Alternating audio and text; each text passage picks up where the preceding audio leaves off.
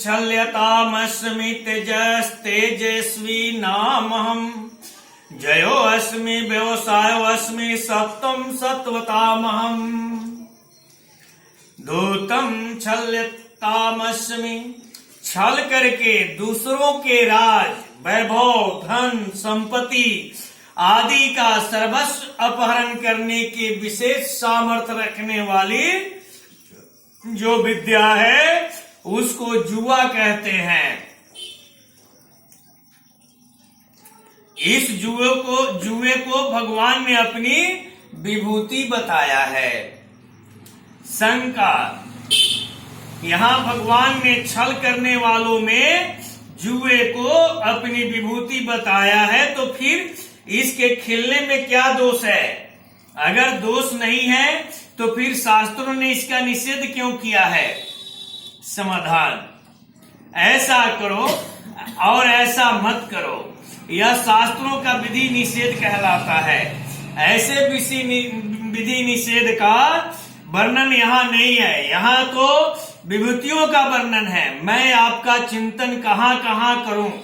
अर्जुन के इस प्रश्न के अनुसार भगवान ने विभूतियों के रूप में अपने चिंतन की बात ही बताई है, अर्थात भगवान का चिंतन सुगमता से हो जाए इसका उपाय विभूतियों के रूप में बताया है। अतः जिस समुदाय में मनुष्य रहता है उस समुदाय में जहाँ दृष्टि पड़े वहां संसार को न देखकर भगवान को ही देखें, क्योंकि भगवान कहते हैं कि यह संपूर्ण जगत मेरे से व्याप्त है, अर्थात इस जगत में मैं ही व्याप्त हूँ, परिपूर्ण हूँ। जैसे किसी साधक का पहले जुआ खेलने का व्यसन रहा हो और अब वह भगवान के भजन में लगा है, उसको कभी जुआ याद आ जाए तो उस जुए का चिंतन छोड़ने के लिए वह उसमें भगवान का चिंतन करे। इस जुए के खेल में हार जीत जो विशेषता है वह भगवान की ही है।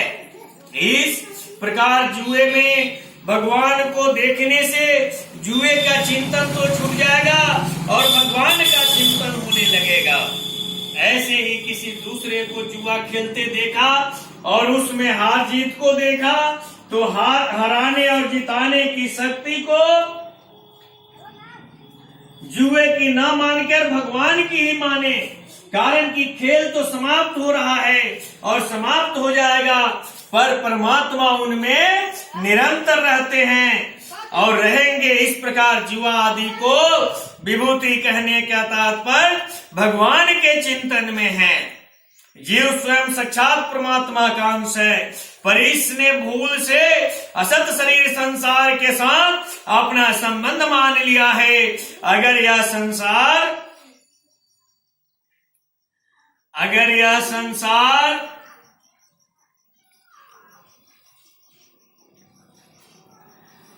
में दिखने वाली महत्ता विशेषता शोभा आदि को परमात्मा की ही मानकर परमात्मा का चिंतन करेगा तो यह परमात्मा की तरफ जाएगा, अर्थात इसका उद्धार हो जाएगा।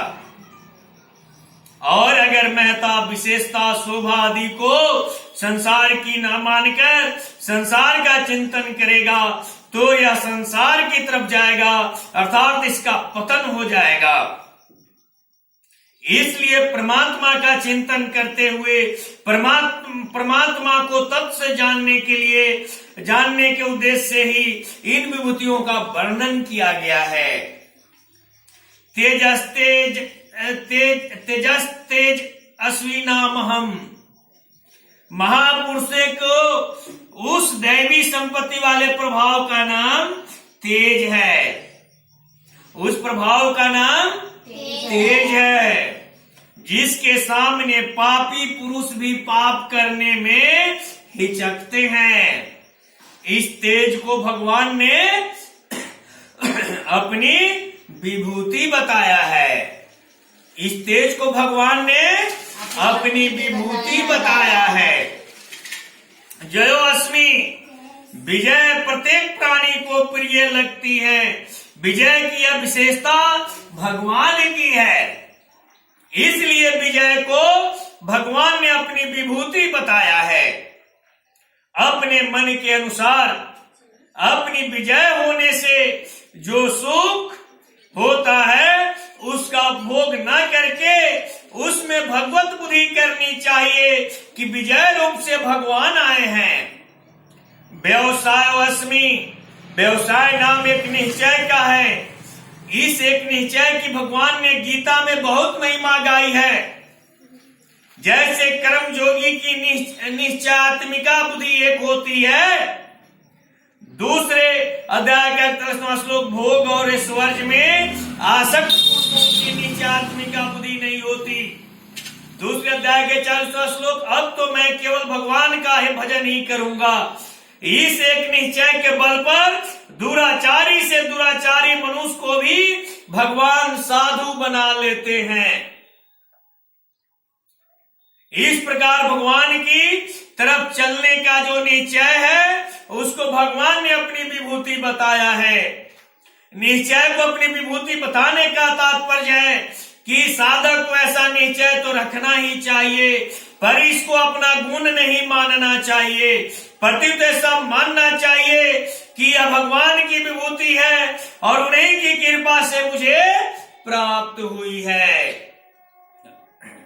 सत्वम सत्वतामहम, सात्विक मनुष्यों में जो तत्व गुण है, जो सात्विक भाव और आचरण है, वह भी भगवान की विभूति है। तात्पर्य कि रजोगुण और तमोगुण को दबाकर जो सात्विक भाव बढ़ाता है, उस सात्विक भाव को साधक अपना गुण न मानकर भगवान की विभूति माने। तेज, व्यवसाय, सात्विक भाव आदि अपने में अथवा दूसरों में देखने में आए तो साधक इनको अपना अथवा किसी वस्तु का गुण न माने, प्रत्युत भगवान का ही गुण माने। उन गुणों की तरफ दृष्टि जाने पर उनमें तत्वतः भगवान को देखकर भगवान को ही याद करना चाहिए। बोलिए प्रेम से कृष्ण भगवान माता राधा सुदामा रुक्मिणी की जय।